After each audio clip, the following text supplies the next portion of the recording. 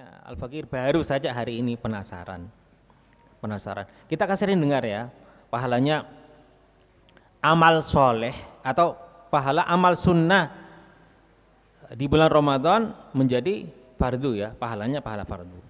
Fardu dilipatkan oleh Allah Subhanahu wa taala 70 kali lipat. Kalau sholat jamaah 70 kali 70 kali 27. Berapa? Nah, ini kalkulator ya. Ternyata ini ya hasilnya 70 ya. Sholat satu fardu sekali ya, di bulan Ramadan 70 dikalikan 27 kalau sholat berjamaah. Ternyata sholat sekali sholat pahalanya di bulan Ramadan itu kalau berjamaah ya, sholat fardu pahalanya seperti sholat 1890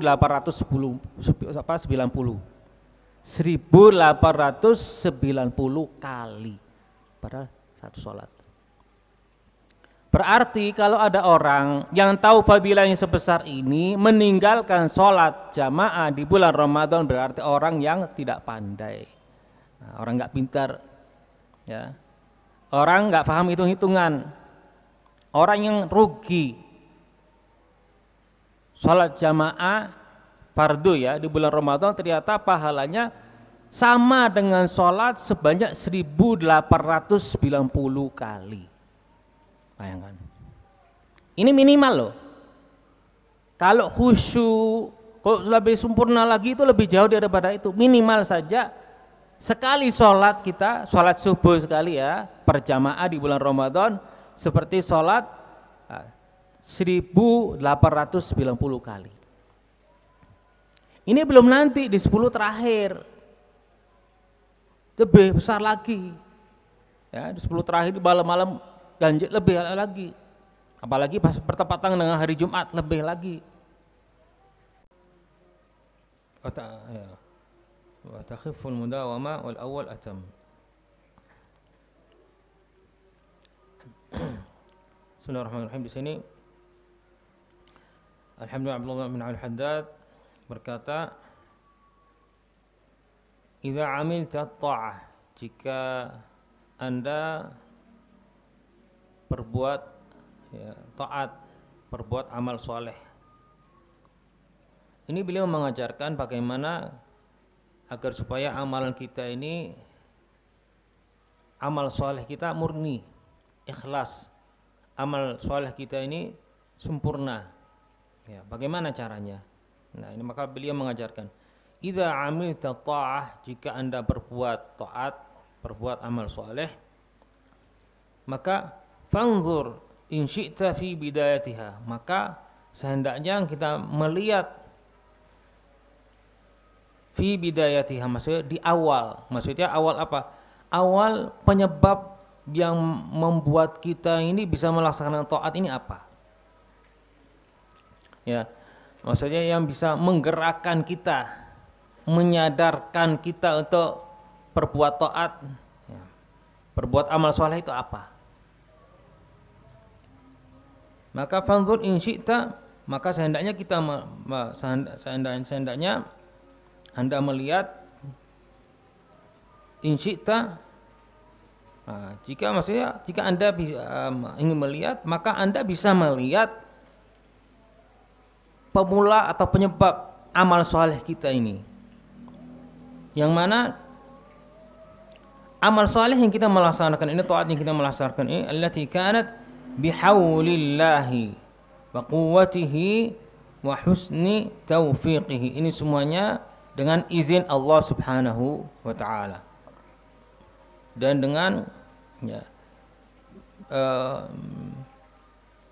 ini ketika Allah Subhanahu wa taala, karena Allah Subhanahu wa taala memberi izin untuk kita ini untuk mentaati Allah Subhanahu wa taala, dan memberi kepada kita kekuatan untuk bertaat, tidak merasa lemah. Sekarang banyak orang ya suruh puasa tidak bisa. Kenapa tidak bisa? Gak kuat. Gak kuat itu Jadi image-nya atau sugestinya nggak kuat. Karena apa? Males. Karena jadi bukannya karena dia tidak mampu untuk puasa, tidak kuat untuk puasa, tidak. Sugestinya menganggap dirinya nggak mampu, tidak kuat untuk puasa. Sedangkan kita yang puasa ini, apa yang membuat kita ini merasa kuat? Ini semuanya dari Allah Subhanahu Wa Taala. Atas izin Allah Subhanahu Wa Taala, kita diberi kekuatan oleh Allah Subhanahu Wa Taala untuk melaksanakan taat dan ibadah. Maka bihaulillah, dengan kehendak Allah Subhanahu Wa Taala dan kekuatan dari Allah Subhanahu Wa Taala yang diberikan kepada kita,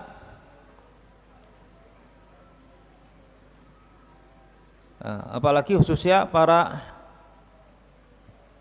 orang-orang soleh ya, para aulia, ini kekuatan mereka berbeda dengan kekuatan kita ini. Kita hanya sekadar ya mampu bisa puasa, mampu bisa sholat, kuat sholat 20 rakaat tarawih contoh. Ini untuk kita ini. Tapi kalau untuk para aulia lebih jauh daripada itu. Karena apa? Karena kekuatan ruh mereka. Kekuatan ruh mereka. Sehingga terkadang ya kita lihat sebagian para habaib atau para dai-dai itu mulai pagi sampai malam itu aktivitas jadwal untuk rutinitas dakwanya tuh ke sana ke sini, keluar kota ini. Kadang kita kalau berpikir kok gak capek. Mungkin kita ikut sekali 2 kali kita sudah payah. Mereka kok kuat? Padahal mereka ya bisa jadi ya secara medis gula ada ya. Mungkin juga tekanan darah tinggi mungkin ada juga yang istilahnya memiliki vertigo, bisa gampang mumat dan berbagai macam penyakit, tapi kok aktivitas dakwahnya lancar. Apa yang membuat mereka bisa bertahan? Kekuatan ruh mereka. Yang mana kembali sini wa quwwatihi, kekuatan yang diberi oleh Allah Subhanahu wa taala untuk kita merasa kuat untuk beraktivitas di dalam beramal soleh ya. Terkadang kita melihat ya orang yang tua yang sudah bungkuk ya, jalannya ini menuju ke masjid, sholat 5 waktu di masjid, jalannya itu satu langkah ya, pelan sekali jalannya, sudah bungkuk tapi tetap istiqomah ke masjid ya. Mungkin untuk masuk masjid itu masih naik 2-3 tangga, kuat. Apa yang membuat orang tua ini kuat berjalan dari rumahnya menuju ke masjid mungkin 5 waktu atau mungkin ya anggap salat subuh saja ini sudah luar biasa. Ketika kita membandingkan dengan anak pemuda yang kuat ya, yang setiap harinya nge-gym ya, setiap hari olahraga, gois, pedaan, ini semuanya suka naik gunung ya, berbagai macam aktivitas olahraga ya, dia melaksanakan semuanya. Tapi sholat subuh gak kuat berdiri dari tempat tidurnya, gak kuat. Yang biasanya nge-gym yang angkat ya berat ya puluhan kilo bahkan 100 kilo lebih kuat, ngangkat selimut aja gak kuat, ngangkat selimut gak kuat. Apa yang membuat ini semuanya ya, ini semuanya dari Allah Subhanahu wa taala, kekuatan yang memberi Allah Subhanahu wa taala, haula wala quwwata illa billah. Maka wa husni taufiqih, dan begitu juga karena taufik ya dari Allah Subhanahu wa taala. Apa arti taufik? Dari berbagai macam definisi yang disampaikan oleh para ulama, khalqu qudrati ta'ah fil 'abd, yang mana Allah Subhanahu wa taala menanam ya khalqu qudrati ta'ah, jadi menanam kemampuan di dalam diri hambanya untuk mentaati Allah Subhanahu wa taala. Itu namanya taufik. Itu namanya taufik. Tidak semua orang diberi taufik, hidayah, inayah oleh Allah Subhanahu wa taala. Maka oleh karena itu kata para ulama, ada 2 hal ini yang sangat langka sekali. Yang satu termasuk yang paling langka yang turun dari langit, sedangkan yang keduanya yang paling langka yang naik dari bumi ke langit. Yang langka turunnya dari langit ke bumi itu adalah at-taufiq.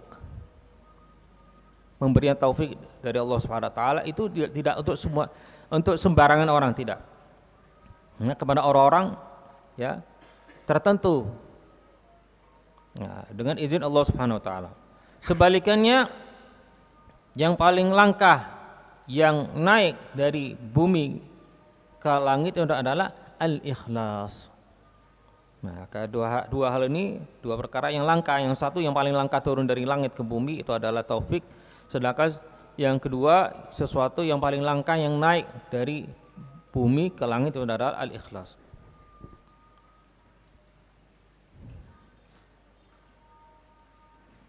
Allah Subhanahu wa taala dalam firman ayatnya, "Wa ma taufiqi illa billahi alaihi tawakkaltu wa ilaihi."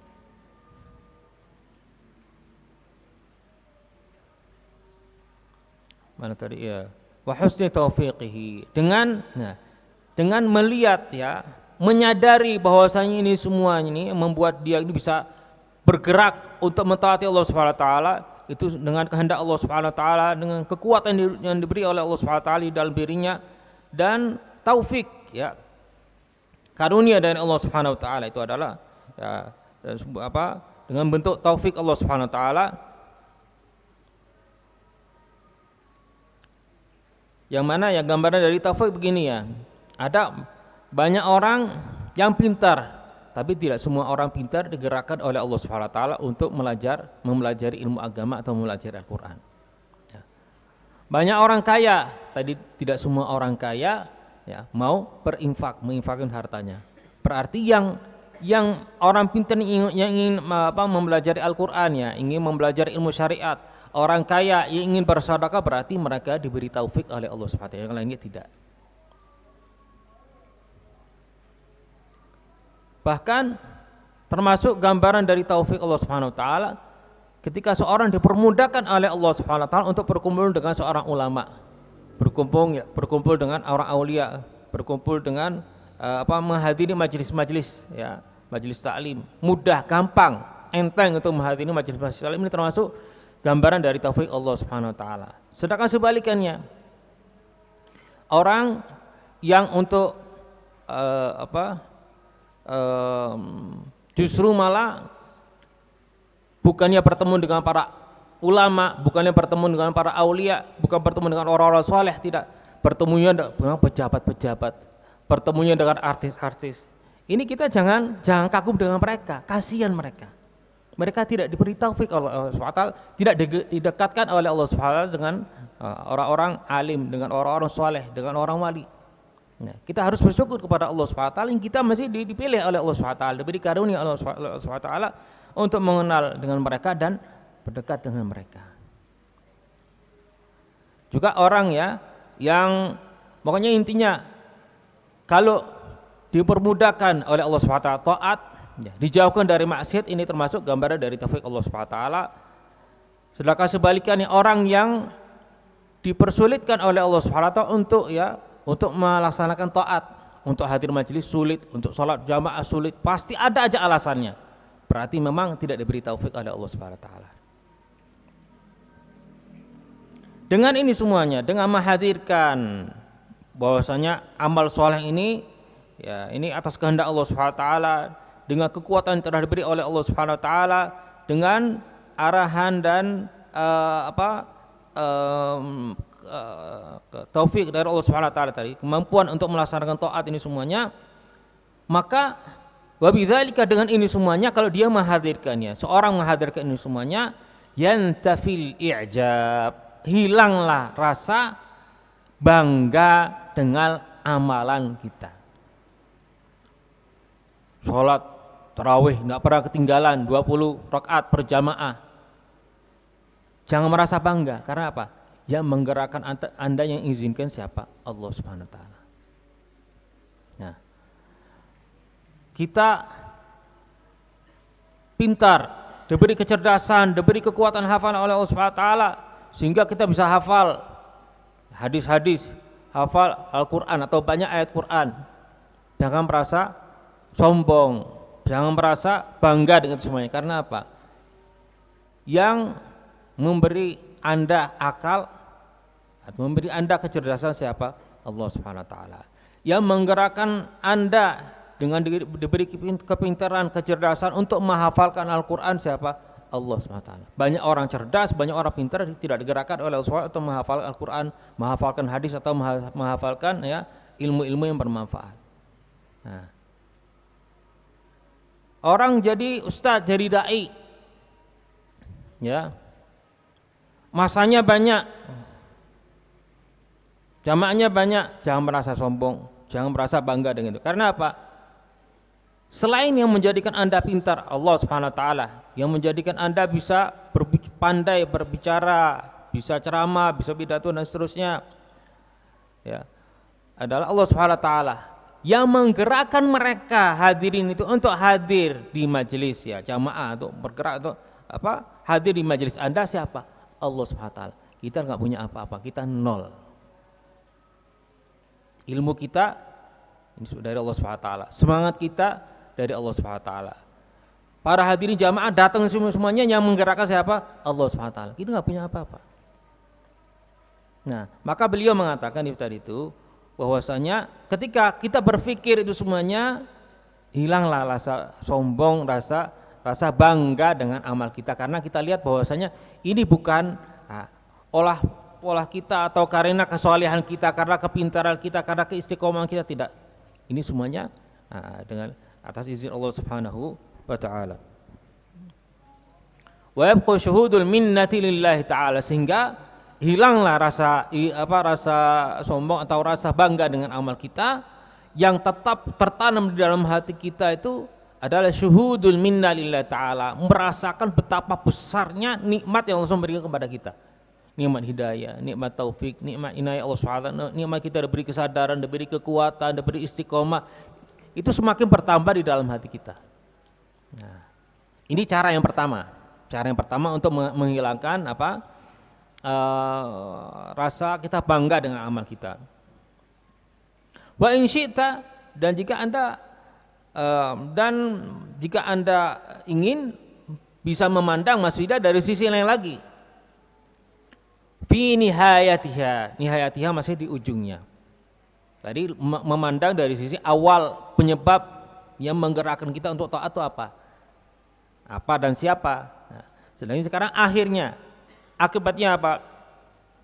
Kalau kita melaksanakan taat ibadah ini semuanya, jazil allati hiya fi nihayatiha allati hiya jazilus thawab, pahala yang sangat besar, pahala yang banyak di sisi Allah Subhanahu wa taala, wa husnul ma'ab, ya maksudnya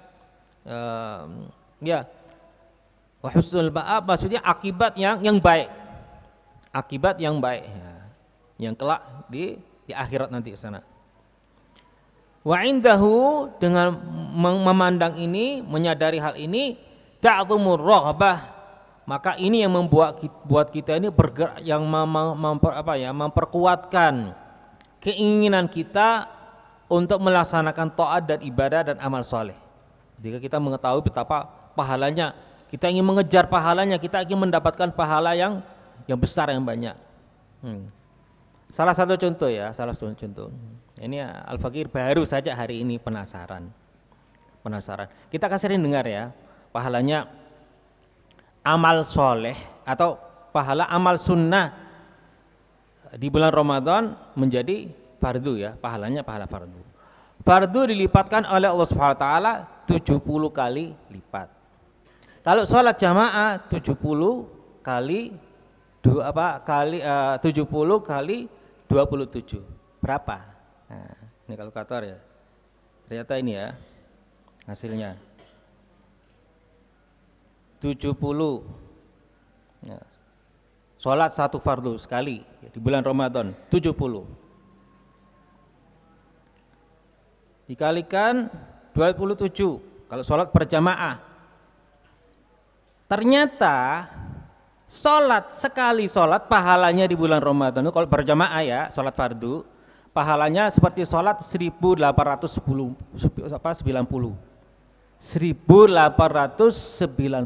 kali pada satu sholat. Berarti kalau ada orang yang tahu fadilahnya sebesar ini meninggalkan sholat jamaah di bulan Ramadan, berarti orang yang tidak pandai, orang nggak pintar, ya, orang nggak paham hitung-hitungan, orang yang rugi. Sholat jamaah fardu ya di bulan Ramadan ternyata pahalanya sama dengan sholat sebanyak 1890 kali. Bayangkan, ini minimal loh. Kalau khusyuk, kalau lebih sempurna lagi itu lebih jauh daripada itu. Minimal saja sekali sholat kita, sholat subuh sekali ya, berjamaah di bulan Ramadan seperti sholat 1890 kali. Ini belum nanti di 10 terakhir, lebih besar lagi. Ya, di 10 terakhir di malam-malam ganjil lebih lagi, apalagi pas bertepatan dengan hari Jumat lebih lagi. Nah, pengetahuan kita tentang hal-hal semacam ini memberi dorongan motivasi untuk kita untuk mengejar pahala yang besar ya di sisi Allah Subhanahu wa taala itu. Maka ketika kita melihat akibat atau hasil dari buah amal soleh kita atau apa pahala yang besar dan ya kehidupan yang ya di surga Allah SWT dengan berbagai macam kenikmatan keridhaan Allah SWT semuanya, maka dengan demikian, dengan pengetahuan kita ini semuanya, dengan kesadaran kita tentang hal-hal semacam ini, ta'zumur raghbah, kita semakin ya niat kita, semangat kita ya untuk mentaati, melaksanakan taat dan ibadah amal soleh itu semakin bertambah, semakin semangat.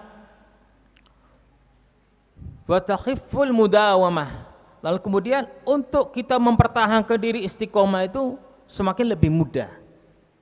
Semakin lebih mudah ketika kita mengetahui betapa besarnya pahalanya. Kita rela untuk menuakan waktu kita, tenaga kita semuanya demi apa? Agar semua mengejar pahala yang besar.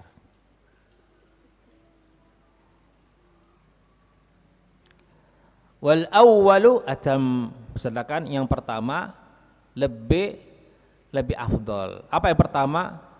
Melihat kepada penyebab yang menggerakkan kita untuk taat itu apa. Nah, ini lebih afdol daripada ketika kita memandang ke akhir. Ya, hasil dari amal kita ini apa. Nah, dua-dua ini membuat kita ya beramal soleh. Tapi akan mungkin yang pertama itu lebih memperkuatkan ya yakin kita, iman kita dengan Allah SWT, dengan kemampuan Allah SWT, dengan hidayah, taufik, inayah Allah SWT ya, sehingga hilanglah rasa ujub, rasa rasa bangga dengan amal kita, rasa sombong, rasa itu semuanya. Dan pastilah dengan ikhlas, tanpa ikhlas ini semuanya sia-sia.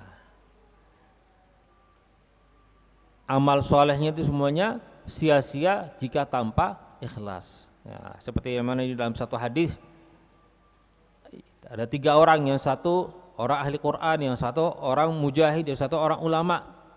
Yang mana tiga-tiganya ketika ditanya, seorang mujahid yang tergugur ya meninggal di medan perang ya, ditanya tujuannya apa? Untuk supaya ya untuk melindungi syariat, akidah dan seterusnya. Yang satunya untuk ya karena mencintai Al-Qur'an ya. Yang ketiga karena apa ya? Keutamaan ilmu lah. Tapi ternyata Allah Subhanahu wa taala bilang kepada tiga-tiganya, kadzabta. Anda berbohong. Kepada orang ulama ya, Anda ya, menjadi seorang ulama agar supaya dipuji, dibilang si fulan ini hebat. Ya, pintar dan seterusnya. Sedangkan yang kedua agar supaya dibilang korek ya, suaranya indah ya, kalau qiraah itu luar biasa, dipuji. Salah sini ya, dipuji hafalannya. Orang ya jihad dipuji keberaniannya, bahwasanya pahlawan, memberani dan seterusnya. Sehingga tiga-tiga ini Nah, kata Allah SWT, idhabu bihi ilan nar, ya, bawalah mereka ke neraka. Dalam riwayat bahwasanya hadis ini itu ketika Sayyidina Abu Hurairah ini ingin menyampaikan hadis ini, itu dalam riwayat belum menyampaikan beliau pingsan, saking takutnya. Begitu sadar beliau ingin menyampaikan hadis ini, pingsan lagi sampai 3 kali. Keempat kali baru beliau bisa menyampaikan hadis ini, dalam riwayat begitu. Saking takutnya beliau menjadi salah satu dari golongan ya orang-orang yang tidak ikhlas.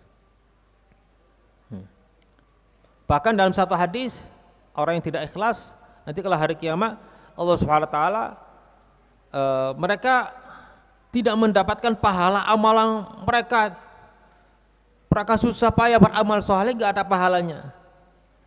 Lalu apa kata Allah SWT? Pergilah kepada mereka ya, yang kalian pamer amal ya, berharap mendapatkan penghormatan ya, kemuliaan, pujian dari mereka, minta pahala sama mereka. Kalau sama Allah SWT enggak ada. Karena apa? Tujuan amal mereka bukan lillahi ta'ala, untuk dipuji, untuk dihormati, untuk dimuliakan dan seterusnya. Sehingga minta pahala sama mereka. Apakah mereka bisa mampu untuk memberi pahala? Tidak bisa. Nah, jadi sekali lagi kesimpulannya, ketika kita beramal soleh, kita bisa memandang awalnya, bisa memandang akhirnya. Memandang awalnya itu penyebab yang menggerakkan kita untuk melaksanakan taat ibadah itu dari kehendak Allah SWT, kekuatan dari Allah SWT, hidayah, taufik, inayah. Akhirnya, nah, itu dapat ya pahala yang besar ya, kehormatan, kemuliaan dari Allah Subhanahu wa taala. Ini semuanya kalau berbicara tentang taat. Lalu kalau berbicara tentang maksiat bagaimana? Wa idza waqa'at minkal ma'siyah, jika waqa'at minkal ma'siyah terjadi ya dari Anda perbuatan dosa, maksiat, pelanggaran, fa iyyaka an tanzura ila bidayatiha, maka hati-hati jangan kita memandang kepada penyebab maksiat ini apa. Maksudnya penyebab yang menakdirkan, yang menggerakkan kita untuk maksiat siapa? Jangan memandang ke situ. Ya. Fa iyyaka an tanzura ila bidayatiha allati hiya takdir. Jangan melihat ke itu, jangan memandang ke itu. Fayad'uka dzalika ila al-ihtijaj 'ala Allah. Karena apa? Jika Anda memandang ke penyebab, nah ini semuanya adalah takdir, maka ini akan membuat Anda yad'uka dzalik ila al-ihtijaj 'ala Allah, bisa istilahnya apa ya? Seolah-olah kita protes. Memprotes siapa? Allah. Mengatakan, "Loh, Allah yang menakdirkan saya bermaksiat. Allah yang menggerakkan saya untuk maksiat. Allah seperti yang menulis saya akan bermaksiat." Nah, sehingga mengatakan, "Oh, bukan salahku." Nah, hati-hati. Karena kata beliau ini, wa huwa a'zamu minal ma'siyah.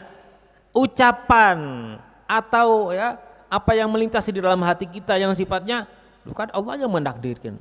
Allah yang ini atas kehendak Allah SWT. Ini jauh lebih parah daripada dosa, perbuatan dosanya. Karena seolah-olah menyalahkan Allah SWT. Lebih bahaya daripada perbuatan maksiat. Kalau orang bermaksiat tapi dia tahu bahwa ini maksiat, saya salah, nah, saya melanggar pada Allah SWT. Nah, ini masih mendingan dibandingkan orang yang bermaksiat tapi beralasan Allah yang menakdirkan maksiat. Nah, saya hanya menjalankan takdir Allah SWT. Hati-hati. Ini jauh lebih parah dari maksiat itu sendiri. Fa yad'u kadzalik al-ihtijaj 'ala Allah wa huwa a'zamu min al-ma'siyah. Yang mana ihtijaj 'ala Allah, ihtijaj itu menyalahkan Allah SWT. Itu lebih besar daripada, lebih parah daripada, lebih buruk daripada perbuatan dosa atau maksiat yang Anda melakukan tadi. Walakin akan tetapi yang bagi an tanzura ila nihayatiha, sehendaknya kita melihat kepada akibat perbuatan maksiat atau dosa kita ini apa. jika kita melanggar perintah Allah Subhanahu wa taala. Jangan melihat kepada penyebab utamanya apa, jangan melihat itu. Lihatlah kepada akibat dari perbuatan dosa kita. Walakin yanbaghi an tadhura fi nihayatiha allati hiya alimul iqab. Melihat kepada akibatnya adalah apa? Alimul iqab, balasan atau azab Allah Subhanahu yang pedih. Nah, ketika kita melihat, memandang ke situ, kalau kita buat maksiat, maka ada balasannya, ada hukumannya dari Allah Subhanahu wa taala. Allah Subhanahu wa taala murka pada kita, terhadap kita. Allah Subhanahu wa taala tidak meridhai kita. Ini semuanya menggerakkan kita untuk wa indahu tubadir ila taubah. Dengan kita menyadari ini semuanya, bagaimana akibatnya, bagaimana Allah Subhanahu wa taala marah, Allah Subhanahu wa taala tidak meridhai kita, justru malah murka, ya. Maka ini yang bisa menyebabkan kita untuk bergerak segera untuk bertobat kembali ke jalan Allah Subhanahu wa taala, minta ampunannya Allah Subhanahu wa taala, minta maghfirahnya Allah Subhanahu wa taala. Wa ta'dhumur rahbah, membuat kita semakin takut, ya, meningkatkan rasa takut kita kepada Allah Subhanahu wa taala. Wa indahu tubadir ila taubah wa ta'dhumur rahbah, ya, akan membesar rasa takut kita, ya, pada Allah Subhanahu wa taala. Semakin orang mengenal Allah Subhanahu wa taala, mengetahui Allah Subhanahu wa taala, itu rasa takut pada Allah Subhanahu wa taala semakin besar. Semakin orang tidak mengenal, tidak mengetahui Allah Subhanahu wa taala, semakin rasa takut dalam hati itu semakin menipis.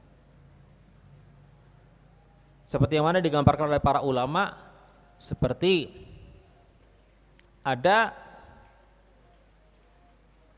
anak kecil, anggap bayi, ditaruh dimasukkan di kandang singa atau ditaruh dalam satu ruang, yang mana di ruang itu ada singa. Anak kecil ini bayi ini tidak akan merasa ketakutan. Karena apa? Bayi nggak tahu apa yang ada di hadapannya ini apa. Nggak tahu di hadapannya adalah pemangsa, atau maksudnya binatang yang buas. Nggak tahu. Sehingga tidak ada rasa takut di dalam hatinya. Mungkin malah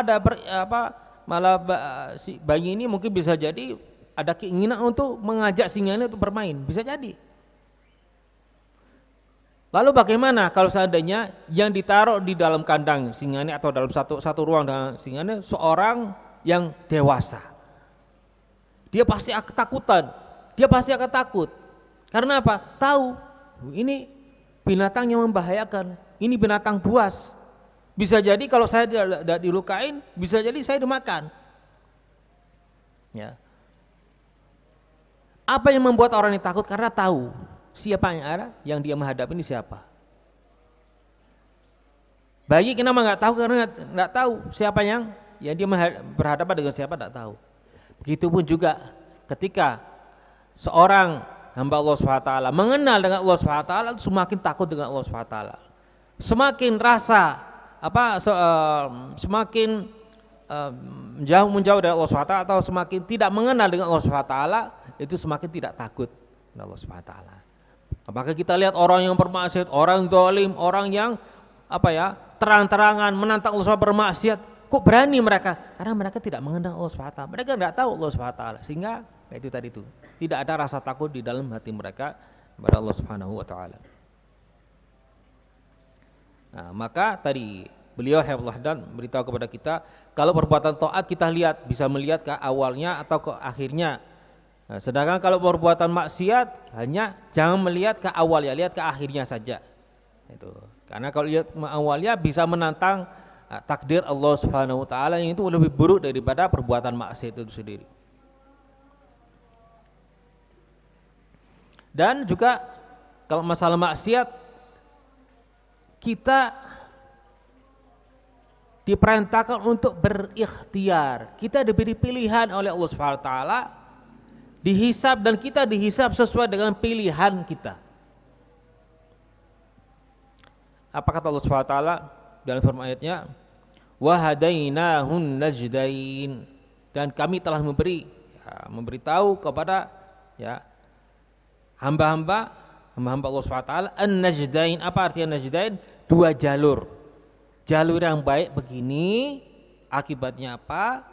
Jalur yang buruk ini akibatnya apa? Sudah diberitahu oleh Allah Subhanahu wa taala. Tinggal hanya kita mau ikuti jalur yang mana. Kalau kita ingin jalur yang baik, ikutilah jalur baik. Ini jalur buruk ya, Allah SWT akan menghisab kita sesuai dengan perbuatan kita sekarang. Dan mereka orang-orang yang beralasan dengan takdir itu nggak logis, tidak logis. Karena begini ya, orang yang mengatakan takdir, maksiat itu takdir semua. Kalau ada pencuri yang mencopet atau mengambil HP-nya atau mengambil mengambil dompetnya, uangnya, dikejar enggak? Pasti dikejar. Kalau mengejar dipanggil nih, katanya takdir, ya kan? Terima aja takdirnya, ya. Kalau sama, kalau ada orang numpeleng nggak terima, mau balas, ya tinggal panggil dulu, katanya takdir, ya, terima aja, ya. Jangan kalau masalah dunia, masalah keinginan diri kita itu nggak ada takdir-takdiran. Kalau masalah akhirat dilempar dengan beralasan takdir, nah nggak logis. Jika Anda yang benar, nah, kalau Anda masalah uang ini harus berikhtiar mengejar, ya sama juga maksiat berikhtiar untuk kita menghindari maksiat, sama juga. Jangan kita memilih seenak kita sendiri ya. Kita membagi-bagi seenak kita sendiri atau mengkias-kiaskan seenak kita sendiri, nggak bisa itu. Wa qala min makarimil akhlaq at-tawadhu'u fir rif'ah wat tajammulu fil qillah wal iqtisadu fis tharwah. Kalau beliau juga berbicara lagi, berbicara tentang mim makarimil akhlak, termasuk dari akhlak-akhlak yang mulia, 3 perkara. Pertama, at-tawadhu'u fir rif'ah. Tawadhu bagi siapa? Orang kaya tapi tawadhu. Orang pinter alim, tawadhu. Kalau orang miskin tawadhu ya wajar, nggak punya apa-apa, nggak bisa sombong. Ya. Orang bodoh nggak bisa ceramah, nggak bisa ini, nggak hafal Quran, nggak bisa baca Quran, ngaji nggak bisa. Sombong apa yang atas apa ini? Kesombongannya apa yang disombongkan? Nggak ada. Tapi kalau orang memiliki sesuatu keunggulan, memiliki kecerdasan, memiliki kepandaian, memiliki hafalan yang kuat, memiliki harta, memiliki jabatan, nah maka salah satu dari akhlak yang mulia tawadhu. Tawadhu bagi siapapun, khususnya bagi mereka-mereka yang itu tadi diberi keunggulan oleh Allah Subhanahu wa taala, diberi kelebihan oleh Allah Subhanahu wa taala, harus tawadhu. At-tawadhu fir rif'ah. Yang kedua, at-tajammulu fil qillah. At-tajammulu fil qillah. Apa artinya tajammul fil qillah? Walaupun kita tidak mampu, uang kita pas-pasan, tapi tetap dari termasuk akhlak yang mulia at-tajammul, pakai baju yang sekiranya layak, bagus, enak ya dipandang. Nah, seperti banyak kita lihat ketika kita kalau membaca sejarah Rasulullah SAW sendiri, para sahabat atau orang-orang para ulamanya, karena mereka nggak mampu, tapi tetap mereka menjaga tampilan mereka. Nah, bagaimana dengan Rasulullah Shallallahu Alaihi Wasallam? Selalu menjaga tampilannya. Khususnya apalagi kalau ada tamu kedatangan tamu dari luar kota, itu beliau pakai baju yang bagus, beliau ngaca, ya, lihat wajahnya bagaimana, surbannya bagaimana, pas, kurang pas, ya. Cuma kalau surban itu diputar itu kayak ban gitu ya. Jadi harus ya itu tadi itu menjaga tampilan kita. Nah, lalu kemudian Rasulullah SAW menyisir rambutnya. Nah, dan selalu Rasulullah SAW menjaga kebersihan, menjaga tampilannya. Salah satu bukti ya terbesar bagaimana Rasulullah menjaga tampilannya itu dengan kesederhanaan yang dimiliki oleh beliau SAW. Selalu Rasulullah SAW kemana-mana membawa 5 perkara yang diawali dengan huruf mim, sehingga dikenal dengan al-mimat al-khams. Nah, ini dicatat 5 perkara, 5 alat yang dimulai dengan huruf mim. 5 alat yang dimulai dengan huruf mim. Nah, ini enggak harus berurut ya, tapi pokoknya intinya diantaranya al-musht. Apa arti musht? Sisir. Selalu Rasul kemana-mana bawa sisir. Bawa sisir. Jadi bukan hanya memalukan orang laki-laki itu nyisir, enggak. Bukan hanya untuk perempuan saja, tidak. Untuk laki-laki. Al-musht, sisir. Pertama. Yang kedua, miqos atau miqlamah, pokoknya gunting, semacam gunting. Untuk gunting kuku atau mungkin ya merapikan ya jenggot atau rambut atau bagaimana, hasil alat pembersihan ini tadi. Al-miqos atau miqlamah. Pokoknya mim, huruf mim, miqos, agak miqos, gunting. Yang ketiga al-mir'ah. Mir'ah, cermin, kaca cermin. Itu selalu kemana Rasulullah bawa. Jadi ada semacam kayak tas ya, tas itu dibawakan oleh sahabat, itu berisi dengan itu kaca cermin. Ya, mana Rasulullah SAW kalau ada tamu ada apa, mungkin setelah bangun tidur apa ini ingin majelis duduk, ingin mengajar para sahabat atau ingin bertemu dengan tamu atau bertemu dengan ya orang yang siapapun, itu Rasulullah SAW itu ngaca dulu. Lalu kemudian al-miswak, siwak ya, al-miswak. Lalu kemudian yang kelima al-mukhulah, celak.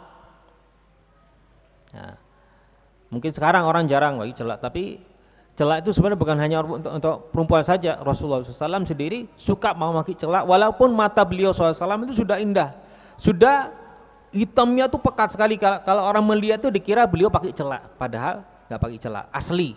Itu ditambah lagi beliau masih pakai celak. Ya. Jadi ini 5 alat selalu dibawa kemana-mana oleh Rasulullah SAW. Ini menunjukkan keperhatian Rasulullah SAW dengan tampilan beliau SAW dan dengan yang namanya kebersihan. 5 alat ini selalu dibawa. Itu adalah ya, sisir, gunting, ya, kaca cermin, siwak, dan celak.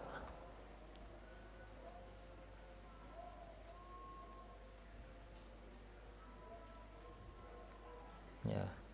Jadi tajammul fil qillah. Innallaha, enggak harus orang itu ingin menjaga keindahan, menjaga kebersihan, itu enggak harus orang kaya, enggak. Walaupun punya uangnya berapa, tapi pokoknya jagalah kebersihan, jagalah tampilan. Gitu. Khususnya apalagi kalau orang berilmu ya. Gunanya apa? Agar supaya dihormati oleh masyarakat. Karena masyarakat ini matanya mata duitan, mata uang. Sehingga Al-Fakir tahu sendiri, ada sebagian ya, mungkin teman-teman atau guru-guru kita tuh kadang kalau mau hadir majelis itu pakai jam yang mahal, pakai sepatu atau sandal yang mahal, naik mobil yang mahal. Agar supaya apa? Yang mewah. Agar supaya orang itu, wah ini Ustadz ini, Masya Allah ya. Jadi pandangannya orang ini sekarang nggak memandang ilmu, memandang yaitu bagaimana tampilannya Ustadz ini. Kalau tampilannya pas-pasan, nah ini Ustadz pas-pasan ya. Jadi nggak yakin, nggak serak gitu. Jadi sekarang maka kita tidak menyalahkan mereka, maksudnya kita ini harus tetap menjaga tampilan kita. Itu ajaran Nabi Muhammad SAW. Supaya apa? Kita ya, walaupun kita nggak punya apa-apa, kita tidak diremehkan, ya, tidak diremehkan oleh masyarakat. Ya.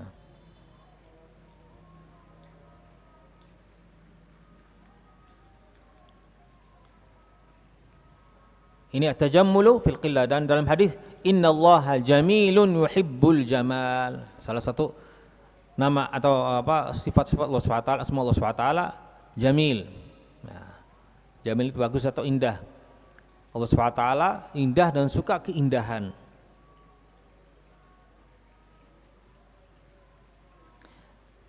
Nah, juga ada hadis innallaha yuhibbu an yara athara ni'matihi ala 'abdihi wa kama qala sallallahu. Allah Subhanahu wa taala suka atau senang melihat hambanya itu menunjukkan kenikmatan yang diberi telah Allah SWT berikan kepadanya. Ya, maksudnya apa? Diberi rezeki sedikit, beli baju yang sekiranya pantas, beli kopiah yang pantas, beli rida yang kira ya. Beli minyak yang sekiranya ya. Nah, jangan minyak yang yang baunya tuh yang terlalu strong, yang nggak enak, malah buat bikin pusing, enggak. Yang baunya benar enak ya. Ini semuanya apa? Menunjukkan diberi nikmat, kalau kemudian kita menampakkan nikmat itu tadi itu. Bukan pamer, bukan sombong, enggak. Nah, ini termasuk mengungkapkan gambaran dari mengungkapkan rasa syukur kita atas nikmat yang Allah SWT berikan kepada kita. Wa amma bi ni'mati rabbika fahaddits, termasuk di dalam kategori ayat ini tadi. Lalu kemudian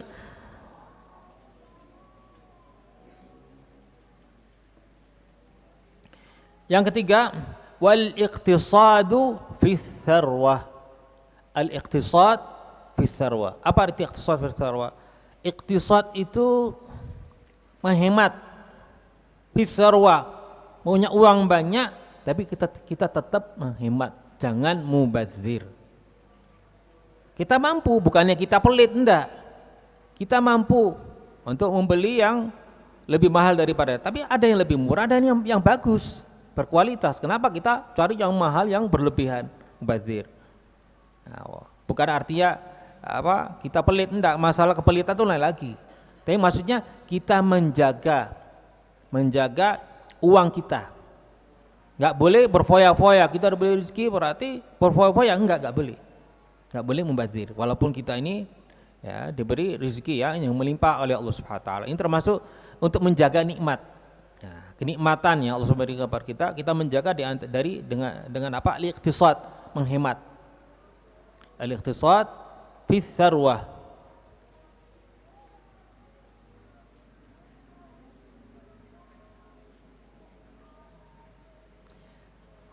Jadi apapun yang kita tidak membutuhkan, tidak usah kita membeli, tidak usah kita memiliki. Kalau kita membutuhkan baru kita beli, kalau enggak usah. Nah, ini penyakit orang zaman sekarang ini, mereka mudah ya kena pengaruh orang-orang dari sekitarnya. Ganti HP baru ingin, padahal HP-nya masih bagus. Jadi takut kalah saingan. Jadi temannya beli HP baru, ingin ganti juga. Temannya beli motor baru, dia sudah punya motor, bagus. Tapi akhirnya ingin. Nah, walaupun dia punya uang. Lebih parah lagi kalau nggak punya, sampai utang-utang, itu lebih parah lagi. Tapi enggak, ini mampu, bisa. Nggak usah. Nah, ini termasuk iqtisad, ya. Iqtisad itu menghemat kebutuhan kita, uang apa saja, mengeluarkan kita membatasi atau itu tadi itu menghemat mengeluarkan kita, atau hal-hal yang kita tidak perlu nggak usah. Termasuk ini dari akhlak, ya, minal akhlak, min makarimil akhlak. Selesai ini, setelah itu beliau mengatakan di sini, wa qala al-aqil alladhi la ilma lahu kar-rasyid alladhi la mala lahu wal 'alim alladhi la 'aqla lahu ka sahibil mal alladhi la rusyda lahu. Ada dua orang kata beliau. Pertama, al-aqil alladzi la ilma lahu, orang yang cerdas. Akan tetapi orang tersebut yang cerdas ini tidak berilmu. Tidak berilmu. Kar-rasyid alladzi la mala lahu, seperti seorang rasyid la mala lahu. Apa arti rasyid? Di dalam bab fikih, dalam bab muamalat atau buyu itu ada istilah, atau ya muamalat, ada istilah rasyid. Rasyid itu orang yang boleh atau bebas bertransaksi. Dia bisa jual, bisa beli, bisa mengontrakkan, ya, bisa mewakafkan, bisa ini semuanya, bisa ijab kabul masalah nikah dan semua, pokoknya intinya bebas bermuamalah, bertransaksi bebas, itu namanya rasyid. Maka kata beliau, orang yang cerdas ya, tapi tidak berilmu, maksudnya tidak berilmu ya tidak mempelajari ilmu agama, tidak tahu syariat. Kar-rasyid alladzi la mala lahu, seperti orang yang dia bebas untuk bertransaksi tapi tidak punya harta. Ya. Jadi nggak bisa apa-apa, percuma. Walaupun dia mau jual beli silakan, boleh. Mau ngontrakan apapun boleh, ya. Mau mengerjakan apapun, transaksi apapun monggo silakan, tapi nggak punya uang, tidak bisa. Sama kata beliau, orang yang cerdas, pintar tapi tidak berilmu sama seperti orang yang rasyid, ya, yang dia bebas untuk bertransaksi tapi tidak punya uang. Wal alimul ladzi la aqla lahu, sedangkan seorang ulama yang tidak berakal, ya, tidak cerdas, tidak pintar. Ka sahibil mal alladzi la rusyda lahu, seperti orang yang memiliki harta, memiliki uang, tapi la rusyda lahu ghairu rasyid, tidak boleh bertransaksi. Sama hakim, ya, dilarang fulan bin fulan tidak boleh transaksi apapun bentuknya. Nah, di dalam ilmu fikih, dalam ilmu muamalat, siapa yang ghairu rasyid, tidak rasyid, tidak boleh transaksi? Anak kecil, orang gila, orang yang suka ditipu. Nah, ada beberapa orang itu termasuk. Nah, orang yang berilmu tapi gak berakal, kata beliau, seperti orang yang memiliki harta tapi tidak boleh bertransaksi. Maka tidak cukup hanya ilmu saja tanpa akal. Ya. Al-Habib Ahmad bin Hasan Al-Attas beliau mengatakan, ilm ma fawqahu siyasa akhiruhu khasasa. Ilmu yang tidak dibarengi dengan politik atau siasat, maka akhiruhu khasasa, maka akibatnya buruk. Akibatnya buruk. Nah, bagaimana contohnya? Orang kalau menyampaikan ajaran ilmu harus dia pandai. Pandai dari segi apa? Lihat kira-kira yang sekiranya yang pantas untuk disampaikan pelajarannya kepada hadirin itu apa. Kalau masih anak-anak kecil, nah kira-kira yang pantas untuk mereka apa. Kalau orang dewasa umpamanya apa yang pantas untuk disampaikan ke mereka. Yang kelas kita umpamanya Safinah, itu penyampaiannya berbeda dengan ketika kitab Abi Syuja umpamanya. Kitab Abi Syuja penyampaiannya berbeda dengan yang kitab atasnya lagi. Harus bisa membedakan, ya. Gampangannya umpamanya anak TK diberi pelajaran anak SMA. Nah, berarti gurunya yang nggak pintar. Ya bukan yang salah, bukan murid-muridnya, gurunya yang nggak pintar. Karena apa? Nggak bisa menempatkan ajaran yang pantas. Lah begitu pun juga seorang ulama harus pandai tahu apa yang bisa disampaikan, apa yang tidak. Karena apa? Contoh, bisa jadi mungkin pelajarannya terlalu tinggi sehingga nggak bisa paham. Bisa jadi begitu. Bisa jadi mungkin ada masalah-masalah di dalam fikih atau dalam ilmu-ilmu lainnya yang tidak bisa disampaikan oleh kalangan awam, orang awam. Karena apa? Jika disampaikan kepada mereka, mungkin bisa mereka mensalahgunakan. Ya, disalahgunakan di dalam hal-hal yang tidak pantas, tidak layak, ya, tidak seharusnya. Maka ketika orang menyampaikan hal itu, ulama yang menyampaikan hal itu di hadapan para awam, berarti ulama enggak pintar ini. Ketika kita diundang di majelis atau ngisi di majelis ya, harus kita tahu karakternya atau wataknya. Nah, orang majelis ini tanya dulu, ini kira-kira mamanya biasanya berapa menit. Jangan biasanya di sini 1 jam, di sana mau 1 jam, mungkin mereka tidak biasa 1 jam. Jadi tanya dulu. Ya, tanya mamanya, ini kebanyakan ini anak-anak kuliah atau orang awam atau bagian, agar supaya penyampaian kita tuh pantas sesuai dengan ini. Ketika kita mamanya ngisi di tempat ya, majelis di tempat yang mungkin mereka agak berseberangan sedikit ya, pemahamannya dengan kita. Sama-sama mereka umat Islam tapi mungkin pemahaman agak berbeda dengan kita. Maka harus kita, maksudnya apa? Harus kita bertoleransi. Kita nggak boleh kita membahas tentang pembahasan yang justru malah yang menyebutkan fitnah. Nggak boleh itu. Nah, ini bukannya bukannya kita ini kesempatan untuk menantang mereka, untuk saya yang benar mereka salah, enggak. Jika begitu berarti Anda nggak pinter, Anda bodoh. Nah, pernah sesuatu saat itu ini ada dua kejadian ya, tapi Anda cerita cepat saja. Al-Habib Abu Bakar, guru kami Al-Habib Bakar Al-Masyhur rahimahullah taala, wa nafa'ana bi sirril darain. Beliau pernah sesuatu saat ada salah satu murid beliau ngisi di satu tempat ya, suatu majelis atau satu masjid yang mana pemahaman mereka itu agak berseberangan dengan kita ya. Menyampaikan hal-hal yang seharusnya tidak disampaikan di majelis mereka. Kita bisa menerima, tapi mereka nggak bisa menerima hal itu. Ketika mengisi di majelis itu, ternyata ya, dikeroyok, dihajar, diusir, diseret, ya, keluarkan dari masjid. Datang kepada Habib Bakar Masyhur, ya, mata mengeluh, ini saya ini. Kata Habib Bakar Masyhur, kapok, rasakan. Yang salah bukan mereka, Anda yang salah. Karena apa? Dakwah Anda ini tidak dengan fiqhud dakwah. Ada istilah fiqhud dakwah. Fiqhud dakwah itu mempertimbangkan dulu sekiranya yang pas disampaikan apa, ya, yang bermanfaat apa.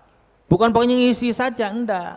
Ngomong tapi hadirin nggak paham. Ngomong justru malah membuat mereka salah paham. Ngomong justru malah membuat resah, ya, umat.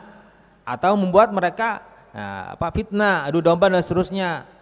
Harus kita berhati-hati sekiranya apa yang disampaikan, sekiranya aman enggak disampaikan itu ya. Bahkan beliau mengatakan seharusnya Anda berterima kasih kepada mereka karena mereka yang mengajarkan Anda ya, cara dakwah yang benar bagaimana. Peristiwa yang kedua, ceritanya panjang tapi sekilas. Al-Habib Bakar Masyhur pernah beliau dijadwalkan ngisi satu masjid dia di satu tempat di Yaman. Begitu masuk di sana di negeri Yaman itu bebas bawa senjata. Nah, bebas bawa senjata. Itu di luar masjid sudah ada kelompok dari kaum muslimin yang agak berseberangan dengan kita. Mereka sudah siap bawa senjatanya. Ini suasana sudah tegang, dari luar masjid sudah suasana tegang. Kayak orang mau perang, kayak mau konflik. Masuk masjid ada beberapa, bahkan di mimbar itu ada mungkin 2 orang bawa senjata. Waduh, 2 orang ini seolah-olah tidak akan membiarkan Habib Bakar Masyhur ngisi. Nah, apakah beliau sekaligus kadung? Enggak. Beliau lihat di depan malah ada salah satu guru mereka duduk dengan akhlak beliau, tanya kenalan, lalu kemudian bertanya kepada ini guru, namanya siapa, ini pulang-pulang siapa. Nah, terus bertanya, Anda dijadwalkan isi di masjid ini? Iya, jadwal saya. Oh, saya kira jadwal saya. Loh, kok bisa? Loh, kan nama saya yang dipajang di luar masjid ya. Ada apa istilahnya? Banner ya. Hari ini tanggal sekian. Oh, kemudian singkat cerita dengan akhlak beliau waktu sholat justru malah Habib Bakar Masyhur disuruh maju.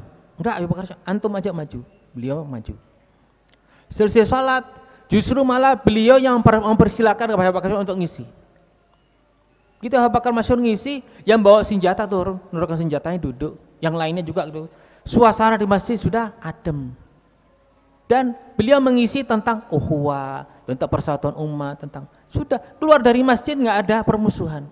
Padahal sudah hampir perang. Kata beliau, sampai beliau mengabarkan seperti bom waktu yang sudah tinggal beberapa anu saja mau meledak. Ini berubah semua dengan apa? Kecerdasan dan kepandaian beliau bagaimana mengatur, mengetahui situasi. Orang dai itu harus itu pandai, pintar. Tanpa itu kacau. Banyak dai yang memecah belah umat. Banyak dai yang justru malah membuat resah masyarakat. Karena apa? Karena kebodohan mereka. Maka pintar ya, maka penting sekali ya seorang dai itu pintar dan pandai. Ya, harus mempertimbangkan sekiranya apa yang layak disampaikan, apa yang tidak, apa sekiranya itu. Maka itu wal alimul ladzi la aqla lahu ka sahibil mal alladzi la rusyda lahu. Selesai ini, setelah itu beliau mengatakan wa qala sakhir aqlaka li'ilmik wa sakhir nafsaka li'aqlik. Sakhir aqlaka li'ilmik. Akalmu ya apa istilahnya, aturlah akalmu dengan ilmumu. Sakhir aqlaka ilmu, atau maksudnya akalmu gunakanlah untuk ilmumu. Akalmu gunakanlah untuk ilmumu. Kalau dibilang akal ya, nah kemudian untuk apa akal kita? Untuk ilmu. Gunakanlah akal kita untuk ilmu. Nah, jangan untuk hal-hal lainnya. Akal kita digunakan untuk menipu, akal kita digunakan untuk hal-hal yang lainnya ya. Jangan. Untuk sesuatu yang bermanfaat, sesuatu yang berilmu. Lalu wasakhir nafsaka li'aqlik. Lalu dirimu ya, aturlah ya, pertama aturlah akalmu dengan ilmu. Aturlah akalmu dengan ilmu. Nah, kita mengatur akal kita dengan ilmu. Karena terkadang begini ya, orang tuh sok pinter sehingga melewati batas. Kenapa Allah Subhanahu wa taala itu ada beberapa hal yang kita nggak boleh berpikir, nggak boleh kita maksudnya terlalu mendalaminya. Tidak boleh kita berpikir tentang zat Allah, ya. Nggak boleh kita bisa membayangkan Allah. Karena apa? Ya sudah, karena otak kita tuh terbatas. Harus kita manut dengan Allah SWT, dengan perintah Allah SWT. Ada garis merah, ya harus kita berhenti di situ. Harus sudah manut. Ya, apa kata Allah? Jangan sok pinter. Maka itu aturlah akalmu dengan ilmu.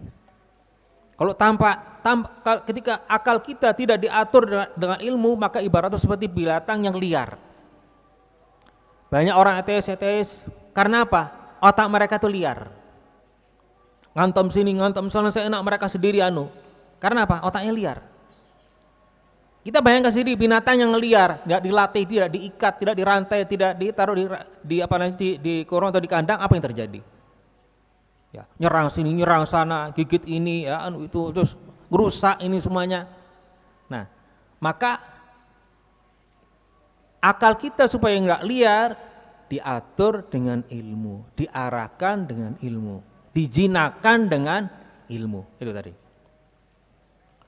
Sedangkan wasakhir nafsaka li'aqlik, dirimu, hawa nafsumu ya, keinginan kita sendiri pribadi masing-masing, aturlah dengan akal.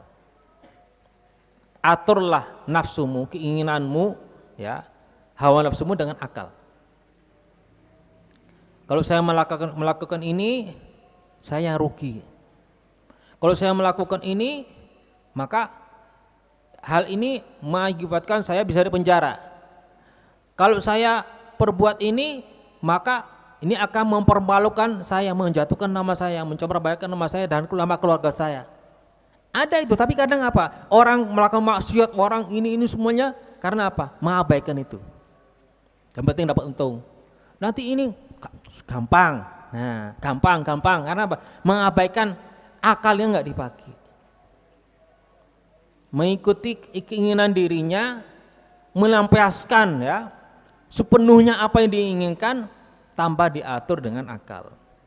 Padahal kalau diatur dengan logikanya tuh dia nggak berani langkah. Ya, dia berpikir dulu sebelum dia melakukan itu 1000 kali, beribu-ribu kali. Tapi apa yang membuat dia itu berani? Orang perampok berani merampok, orang mencuri berani mencuri, orang membunuh berani membunuh, itu karena apa? Akalnya nggak dipakai. Ya, akalnya nggak dipakai. Atau mungkin sini keinginan dirinya ini tidak diatur dengan akal. Ya, tidak diatur dengan akal. Ini tanpa kita membahas masalah dosa ya, itu lain lagi. Hanya dari segi logika saja. Kalau memperbuat apa namanya, berbohong akibatnya nggak baik, mencuri akibatnya nggak baik, membunuh akibatnya nggak baik, ya, memakan uang harta apa orang lain lagi ini nggak baik. Dan ini itu semuanya perbuatan buruk akibatnya pasti nggak baik. Itu bisa diketahui dengan akal. Belum kita tanpa membahas masalah dosa, dari akal saja kita bisa. Nah, maka oleh karena itu kan akal manusia ini memang diprogramkan oleh Allah SWT memiliki fitrah. Fitrah itu kesadaran yang natural memang. Hanya saking kita ini saja yang istilahnya apa? Yang istilahnya melesetkan itu cara pemikiran kita ke sana dan ke sini. Nah, kalau kita kencang ya, cara pemikiran kita benar-benar kita waras ya. Nah, maka pasti mentok perbuatan buruk itu enggak baik. Nah, sehingga kalau kita memang mengikat perbuatan kita dengan akal kita, ya kita akan selamat. Maka kesimpulannya beliau mengatakan ini sakhir aqlaka li'ilmik, mungkin ya kurang lebih itu tadi itu, aturlah akalmu dengan ilmu agar supaya tidak jinak akal kita. Wasakhir nafsaka li'aqlik, dan dirimu aturlah dirimu dengan akal.